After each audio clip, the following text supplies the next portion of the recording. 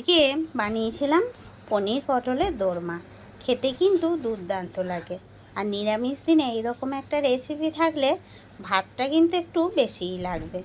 তো যাই হোক, এখানে আজকে বড় বড় সাইজের পটল নিয়ে এসেছে হাজব্যান্ড। আমি প্রথমে পটলগুলোকে সবই ওপরের খোসাটা উঠিয়ে নিয়ে তারপরে ভেতরের যে বীজটা থাকে আর শাঁসটা থাকে সেটা বার করে নেব। আর কিছু মশলাপাতিও নিয়েছি। এই তো এইভাবে আমি পেটটা চিঁড়ে দিলাম, সমস্ত ভেতরের পটলের বীজ শাঁস বার করে নিলাম।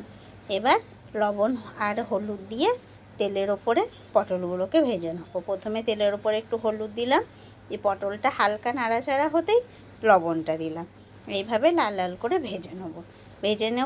ভেজে নেওয়ার পর ওই তেলে দিয়ে একটু কালো জিরে ফোড়ন দিয়ে একটু আদা আর সাথে হচ্ছে পটলে যে শাঁসটা ছিল সেটা বেটে নিয়েছি, আর একটা কাঁচা লঙ্কা দিয়েছি। এবার তেলের ওপরে মশলাটা দিয়ে দিলাম, দিয়ে তারপরে একটুখানি জিরে গুঁড়ো আর স্বাদ মতন লবণ আর একটুখানি হলুদ দিয়ে ভালো করে নাড়াচাড়া করতেই হাতে ম্যাশ করে রাখা পনিরটা দিয়ে দিলাম। পনিরটা দিয়ে সামান্য একটুখানি মিষ্টি দিলাম, দিয়ে ভালো করে নাড়াচাড়া করে পনিরে যে পুরটা তৈরি হয়ে গেল। এবার নামিয়ে পটল আর পনিরটাকে ঠান্ডা হতে দিলাম। এবার ততক্ষণ একটা মশলা করে নেবো। তবে এই পটলের দোরমার মশলাটা কিন্তু একটু অন্য রকম। যেমন ধরুন, একটু কাশ্মীরি লঙ্কা দিয়েছি, একটু নারকোল আর সাথে 2 চামচ করে সাদা তিল আর পোস্ত। এবার এটাকে মিহি করে বেটে নেবো। বেটে নিয়েছি, রেখে দিলাম। আর এদিকে আমার খানিকগুলো পটলের ভেতরে কিন্তু পুর ভরা হয়ে গেছে।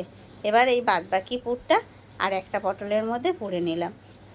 এইভাবে সমস্ত পটলের পুরটা পুড়ে মুখটা একটু চেপে দিতে হবে, তাহলেই হয়ে যাবে।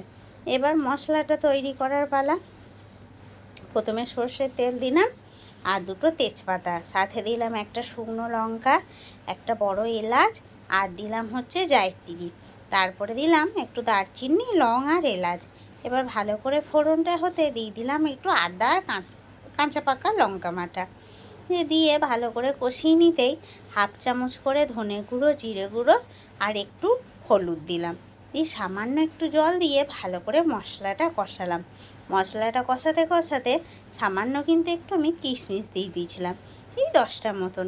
তারপরে একটু মিষ্টি দিলাম, যেহেতু নিরামিষ তরকারি সামান্য কিন্তু একটু মিষ্টি মিষ্টি হয়, নাহলে অতটা টেস্ট লাগে না। তারপরে আমি সামান্য একটু লবণ দিয়ে আমি যে তিল, পোস্ত আর কাশ্মীরি লঙ্কা নারকোলটা বেটে রেখেছিলাম সেটা দিলাম। দিয়ে ভালো করে কষিয়ে তেল ছাড়তে লাগলেই পরিমাণ মতন জল দিয়ে দিলাম। জলটা দিয়ে ভালো করে যখন জলটা ফুটতে লাগবে তখন এবার পটলটা দিয়ে দেবো। ঝোলটা কিন্তু ভালোভাবে ফুটতে লেগেছে, এবার পটলটা দেবো। আর পটলটা দিয়ে বেশ খানিকক্ষণ ফুটিয়ে নেব। তবে কিন্তু বন্ধুরা, ফোটানো টাইমে দেখবেন একদমই পটলের ভেতর থেকে কোনো মশলা বেরোচ্ছে না। এবার ওপর থেকে একটু কাঁচা লঙ্কা চেরা আর একটু ঘি দিয়ে নামিয়ে নিলেই তৈরি হয়ে গেল পনির পটলের দোরমা। অতি অবশ্যই বাড়িতে কিন্তু সকলেই একবার বানাবেন, খেতে কিন্তু দুর্দান্ত হয়। তো বন্ধুরা, আজকের ভিডিওটা এই অবধি। ভালো লাগলে একটা লাইক, শেয়ার, কমেন্ট করবেন আর আমার চ্যানেলটাকে একটা সাবস্ক্রাইব করে দেবেন।